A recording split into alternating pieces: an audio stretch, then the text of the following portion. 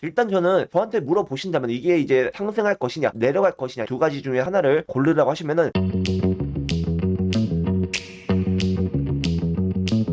네, 안녕하세요. 주식로카입니다. 자, 오늘 7월 21일 금요일이고요. 현재 시간 9시 40분을 지나가고 있습니다. 자, 오늘의 이주식 어때? 바로 조선내화에 대해서 제가 여러분들께 리뷰를 해드리려고 합니다. 자, 조선내화가 아직까지 지금 거래 정지가 되어 있어요. 그래서 언제 이제 그 거래 재개가 되는지 말씀을 좀 드릴 것이고, 그리고 앞으로 주가 방향성에 대해서도 이제 말씀을 드릴 거고, 그리고 어떤 회사인지 그 기업에 대한 이제 분석까지 간단하게 알아보는 시간을 가져보려고 합니다. 자, 더불어 지금 이제 그 조선내화가 이제 인적 분할을 이제 앞두고 있는 상황인데, 그 과거에 이제 인적 분할을 한 그 종목들을 가지고 예시로 우리가 한번 알아보는 시간을 가져보겠습니다.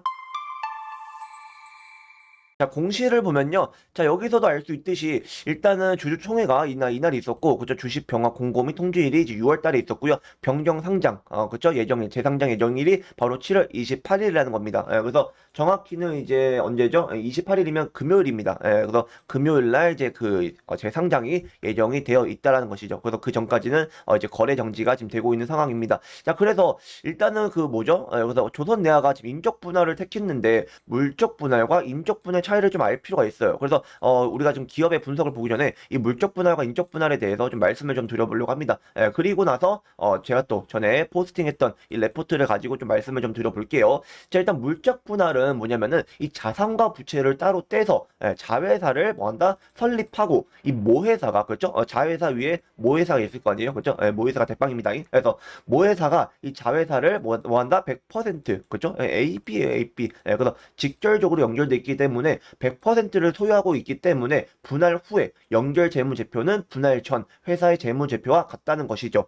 그런데 인적 분할은 뭐냐? 인적 분할은 자산과 부채가 둘로 나눠서 회사를 나누는 건데 기존 주주가 나눠진 회사의 지분을 둘 다 가진다는 거예요. 그래서 주주한테도 좋은 방식이라는 것이죠.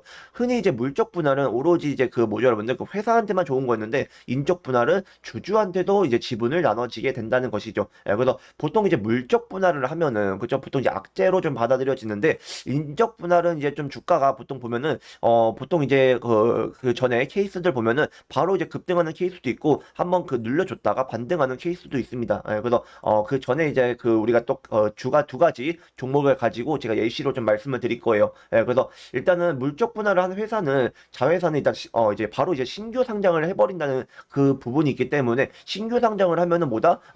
그 뭐죠? 모회사만 좋잖아요, 모회사.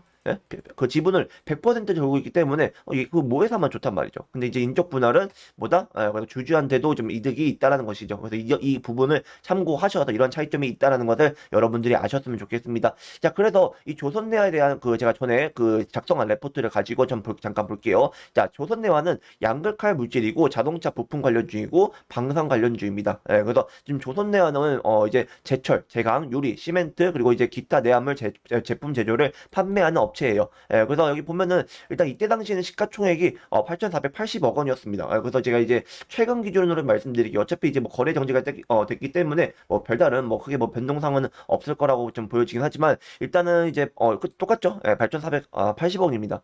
왜냐면 제가 이 그 레포트를 언제 했냐면 7월 1일 날 했어요. 7월 1일 날 했기 때문에 변동사항이 없다는 것을 여러분 아시면 될 것 같고 일단 발행 주식수는 4천만이 되는 회사이고 그다음에 유동 주식수 비율은 20.45%입니다. 그다음에 이제 주주 현황을 보면은 2인옥 외에 27인이 가장 큰 또 지분율을 확보하고 있는 것을 우리가 알 수 있겠고요. 그래서 조선내화는 일단 주요 매출처가 포스코예요. 포스코라는 점 그리고 주요 종속 회사로는 파인세라믹스, 그다음에 화인테크, 그다음에 이제 소결 기계 부품 제조업체, 대한 소결 금속, 사만 골프장 운영업체인 화순 컨트리 클럽 등을 이렇게 보유하고 있다는 것을 우리가 알 수 있겠습니다. 자, 그래서 주요 이제 사업 부분을 보면은 내화물 제조업과 기계 부품 제조업을 두 개로 나눌 수 있는 것을 알 수 있겠고요. 그다음에 이제 내화물 제조업 쪽에서 그죠? 이 정형과 부정형이 있는데 일단 부정형의 매출 그 실적이 가장 크다.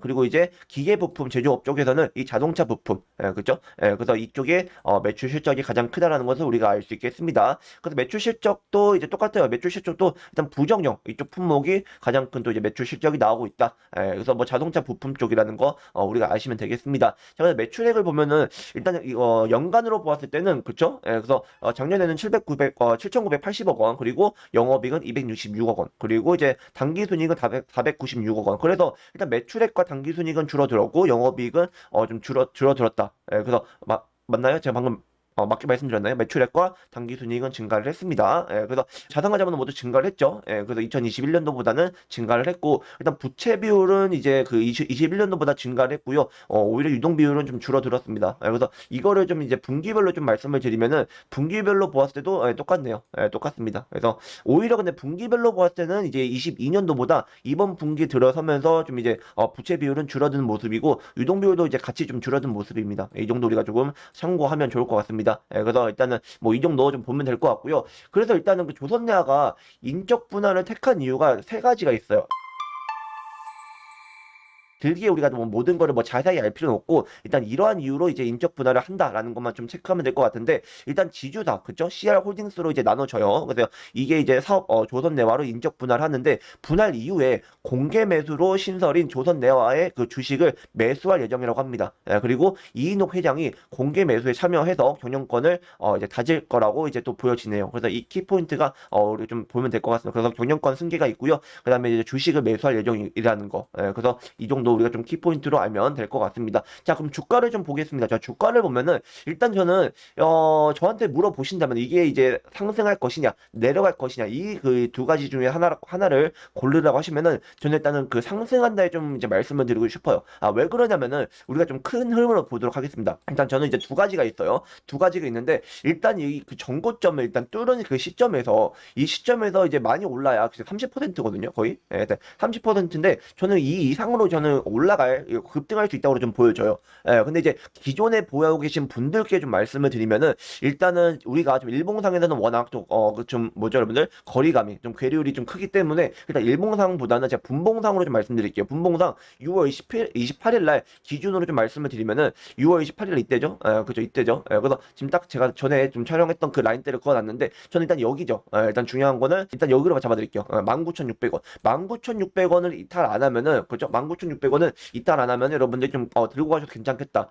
좀 약간 여기도 좀 거리감이 있습니다. 다만 이제 19,600원 위에서 좀 조정이 나와주면은 여기를 이탈하면 좀 비중 축소하는 게 좀 좋다고 보여지고요. 만약에 이 위에서 조정이 나오더라도 이 19,600원 위에서 좀 지켜주면은 뭐다 여러분들이 홀딩 하셔도 괜찮겠다라고 보여집니다. 물론 이제 목표가를 좀 목표가는 아직까지 설정하기에는 좀 다소 무리가 있어요. 다만 이제 우리가 좀 예측해 볼 수 있는 거는 이제 거래량이 얼마나 들어오는지, 그다음에 이제 5일선을 좀 타고 올라가는지 이 정도 우리가 좀 체크하면서 좀 보면 될 것 같고요. 어차피 제가 이제 그 뭐죠? 거래 재개 이후에 제가 여러분들께 또 영상 촬영해서 리뷰해 드릴 거니까 여러분들 미리 또 구독도 눌러주시면 너무나 감사하겠습니다. 그래서 일단 뭐 조선내화는 뭐 이렇게 나쁜 흐름이 나오진 않을 것 같아요. 물론 이제 우리가 또 두 가지 시나리오를 모두 이제 시나리오를 가지고 가야 되기 때문에 저는 일단 상승하는 부분에 좀 이제 여력을 두지만 만약에 19,600원을 이탈하면은 좀 비중 축소하는 게 현명하겠다라고 저의 이제 개인적인 견해를 좀 말씀을 좀 들어보겠습니다. 두 번째로는 이게 있어요. 일단은 그 거래 정지 전에 누가 매수를 했냐면은 일단은 보시다시피 그죠? 보시다시피 지금 외국인의 순매수가 들어왔다는 것이죠. 물론 이제 그 급등했을 때 이제 외국인이나 기관 쪽에서 이제 순매수가 들어오면은 솔직히 조금 이제 물음표이긴 해요. 근데 사실 저는 아까 말씀드린 것처럼 이 전고점 이후에 그렇게 많이 급등한 건 아니라고 생각을 하거든요. 근데 이제 며칠 조정이 보이더라도 상승할 수 있다에 좀 한 표를 좀 말씀을 드리는 겁니다. 그래서 외국인 같은 경우에는 사실 6월 23일 날도 한번 좀 1,000억 원 이상 좀 순매수를 했었고 특히 이제 기타 법인 쪽에서도 순매수를 했어요. 근데 이제 어떤 흐름이 나올지는 우리가 좀 지켜보긴 해야겠죠. 근데 좀 예시를 좀 말씀드리면은 전에 이제 인적 분할하는 그 종목을 좀 보면은 이제 뭐 OCI가 있고요. OCI가 있고 그다음에 이제 동국홀딩스가 있고 그다음에 이수학이 있습니다. 일단 이 세 종목을 모두 한번 볼게요. 그래서 OCI 같은 경우에 먼저 보면은 일단 OCI 먼저 보겠습니다. OCI 같은 경우에는 자 이날 이제 인적 분할을 하고 그렇죠? 그래서 이때 이후에 잠깐 이제 급등이 나온 이후에 한번 이제 하락을 했어요. 그러면서 지금 여기 다시 한번 반등이 나왔던 케이스입니다. 그래서 이 정도 보면 될 것 같고 그다음에 이제 이수학을 좀 보면은 이수학 같은 경우에도 그쵸? 그래서 제가 여러 번 좀 촬영을 해서 말씀을 드렸었는데 이때 이제 그 뭐죠? 인적 분할을 한 이후에 그쵸? 여기를 좀 지켜주고 급등이 나왔다. 이렇게 이러한 이제 케이스였다라는 것만 좀 체크하면 될 것 같고 그다음에 동국홀딩스 같은 경우에도 보면은 동국홀딩스 보면은 마찬가지로 지금 여기서 이제 인적 분할을 한 이후에 그쵸? 이쪽 거래 재개가 되고 점상을 달성했어요. 점상 달성하면서 급등한 이후에 지금 이제 이 정도의 지금 흐름이 나오고 있습니다. 그래서 대개는 일단 인적 분할 거래가 재개된 이후에 이때죠, 그렇죠? 이때죠. 예, 그래서 인적 분할한 이날, 예, 그래서 거래 재개된 거래 정지가 됐었고 이날 바로 상한가 달성하고 급등이 나왔다는 것이죠. 근데 이제 좀 차이점이 있죠. 예, 차이점이 있다면은 일단 보면은 일단 동국홀딩스 같은 경우에는 쭉 하락을 하다가 여기서 이제 그 인적 분할 이슈가 있고 급등을 한 케이스예요. 근데 조선내화 같은 경우에는 보면은 지금 보면은 이제 그 급등을 쭉 하고 나서 그죠? 급등을 쭉 하고 나서 이제 거래 정지가 됐다는 맛이죠. 예, 그렇기 때문에 이게 바로 지금 이 정도로 지금 떨어질지 상승으로 이어질지는 우리가 사실 지금으로서는 뭐 이렇게 뭐 단정지어서 지금 말씀을 드릴 수 없어요. 그리고 아까 보니까 그죠? 아까 보니까 뭐 경영권 승계 그죠? 뭐 이런 이야기를 했죠. 뭐 공개 매수 자기도 뭐 매수하겠다 이런 말들이 조금 우리가 좀 의심을 좀 해볼 필요는 있다. 할지 안 할지는 솔직히 모르죠. 그죠? 알 수 없기 때문에 우리가 제가 아까 말씀드린 제가 그 시나리오를 가지고 좀 이제 우리가 주가를 좀 바라볼 필요가 있다는 것이죠. 예, 그래서 다만 저는 이제 19,600원만 위에서만 지켜주면은 좀 상승이 나올 가능성이 있다고 좀 보여집니다. 그래서 전반적인 이제 그 큰 흐름을 보았을 때도 저는 좀 상승 가능성이 좀 있다고 보여져요. 그래서 이 정도 여러분들 좀 체크하시면 주가에 좀 도움이 되셨으면 좋겠고 제가 이제 그 거래 재개가 되기 전에 한 번 더 좀 리뷰해서 여러분들께 또 촬영해서 해드릴 테니까 여러분들 구독도 눌러주시면 너무 감사하겠습니다. 자 그리고 제가 이제 운영하고 있는 텔레그램 방이 있습니다. 주식스쿨 1번지 방이 있는데 이 그 채널은 여러분들 무료예요. 무료이니까 제가 그 링크는 아래에다가 걸어놨습니다. 걸어놨으니까 클릭하셔서 참여하기 버튼 누르시면은 들어오셔가지고 뭐 주요 기업 실적 뭐 발표 이 정도 제가 만들어서 자료를 작성해서 올려드리거든요. 그다음에 이제 주말에 또 증시 캘린더도 다음 주 증시 캘린더도 올려드리니까 이런 부분들 좀 참고하셔서 투자에 조금이나마 도움이 되셨으면 좋겠습니다. 자 마지막으로 좋아요와 구독 부탁드리고 전 다음 영상에서 다시 찾아뵙겠습니다. 주식 로카였습니다. 감사합니다.